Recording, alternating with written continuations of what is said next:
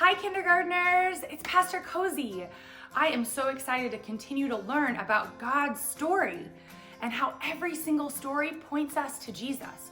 But before we get to our story for today, I'm going to tell you how this video is going to be a little bit different from now on. So from now on, this video is going to be three things. It's going to be an announcements where I tell you like, woo, life group's coming up, or Christmas family jubilation is coming up in December. So announcements, then the story video from the Storybook Bible, and then a reflection activity explanation where I'll tell you what's in your packet for that week and how it connects to our story. And then at the very end, there's gonna be a raffle, so don't miss that. So you might be wondering, wait a second, what about worship? I know a lot of you love to worship. I love to worship too. And we still want you guys to worship, but we're just gonna put all the worship songs in one place. So all the songs that you've been singing over the last few months with me and Miss Carrie and some of our friends are going to be on one playlist, the O Kids Worship playlist. And then you can worship for as long as you want. You can also put it on in the background when you're doing your activities or when maybe you're hanging out at your house. So then it's all in one spot and you can worship for as long as you'd like. So that is what's new on this video. And so now you're gonna watch the story for this week, and then I'll see you after to tell you about the reflection activity. I am known and loved by God. Jesus is my friend. I'm a unique part of God's story. My true identity is in Christ, and I'm fully alive in the Spirit. Zonda Kids presents the Jesus Storybook Bible. Every story whispers his name. Written by Sally Lloyd-Jones and read by David Suchet.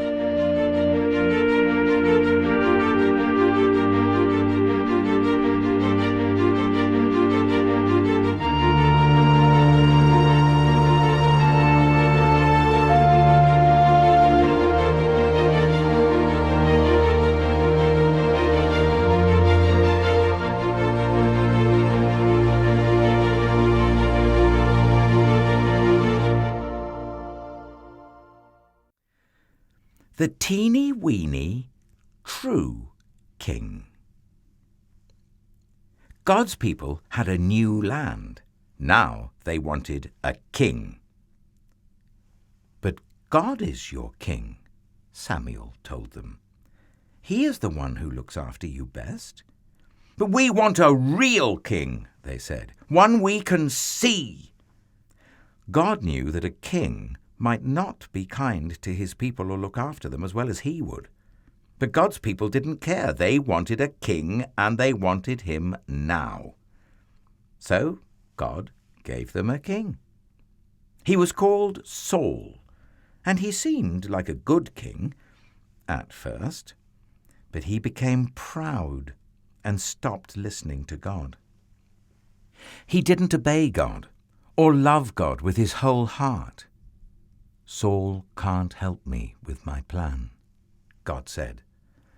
I need a king who loves me and will teach my people to love me. I need a true king. God had just the one in mind. Go to Bethlehem, God told Samuel. You'll find the new king there. Samuel's job was to listen to God and tell people what God said. So Samuel went to the little town of Bethlehem. God told Samuel to go to Jesse's house. God was going to choose one of Jesse's sons to be the new king. Jesse had 7 strong sons. Now, in those days, if you were going to be the king, you didn't have to be the richest or the cleverest, although that was always nice. You had to look like a king, which meant you had to be the tallest and the strongest, so you could carry the longest swords and biggest armor and defeat everyone. And it didn't hurt to be handsome either. Samuel asked Jesse to bring him each son in turn. So Jesse brought the oldest, tallest, strongest son. Oh, well, this must be the new king, Samuel thought. He looks like a king. But God didn't choose him. You're thinking about what he looks like on the outside, God told Samuel, but I'm looking at his heart, what he's like on the inside. So Jesse showed Samuel his next oldest, tallest, strongest son. But God didn't choose him either. In fact, God didn't choose any of the 7 sons. Samuel said, "Is that all?" Jesse laughed. "Oh, well, there's the youngest one, but he's just the weakling of the family. He's only teeny." "Bring him," said Samuel. Jesse's youngest son came running up, and God spoke quietly to Samuel. "This is the one." His name was David. "He has a heart like mine," God said. "It is full of love.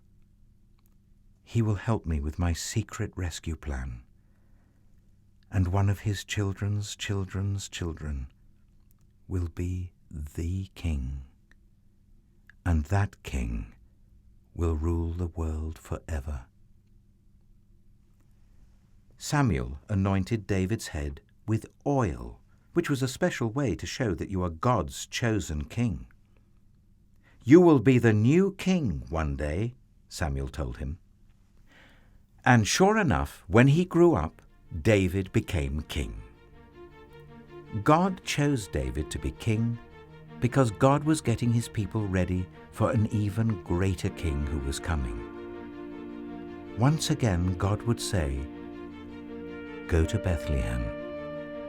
You'll find the new king there." And there, one starry night in Bethlehem, in the town of David, 3 wise men would find him.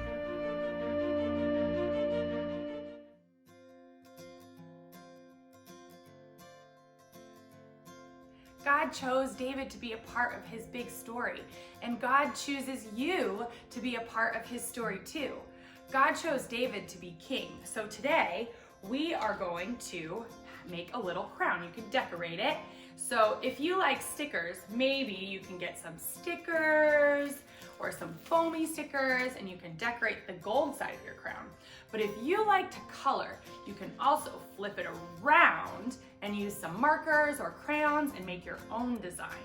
So that's your crown to remember that David's special part in God's story was to be king. And it'll remind you that God has a special part in his story for you too. So then we actually have 3 activities for today that you can do. So that one was for this story. The other ones are for the whole month. So the first one is a banner for our verse of the month. Our verse of the month is "Give thanks to the Lord because he is good. His faithful love continues forever." And that's from Psalm 136:1. And so we are going to make a banner of that. So you're gonna get paper that looks like this, and you can cut it out and decorate it. And then if you have a hole puncher in your house, you can do 2 hole punches like that, or you can just use scissors. You fold it and just make little slits and cut a hole. If you need some help, just ask your mom and dad. And then I like to decorate it.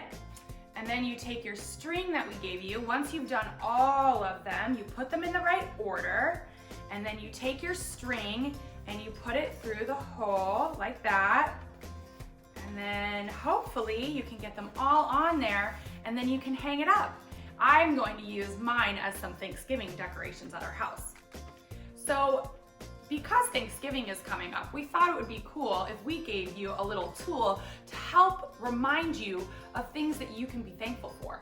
So we are going to give you a cube. So it's gonna end up like this, but it's gonna start like this. So what you do is you cut it out, and then on the dotted lines right here, you're gonna make creases. So you're gonna fold it. So see how mine is all folded on the dotted lines? Yep, you got it.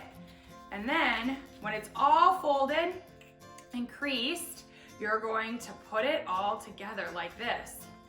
You can also decorate it first. I didn't have time to, but I think I might make another one. And then you use tape. See how it's a cube now? Use tape to tape it into the shape. And then maybe before breakfast or before bed or at dinner time, You can roll it like a dice, and then something small. What's something small that I'm thankful for? What's something small you're thankful for? You can use this cube to remind yourself of all the things that you're thankful for this month. Okay, so I hope you have a great time with all these fun activities. And now it's time for the raffle. And the winner is Maddie Peterson. All right, Maddie, in order to get your prize, you have to reach out to me. So have your mom or dad send me a text or an email saying Maddie watched the video and she saw that she won the raffle. All right, I'll see you guys next week. Bye.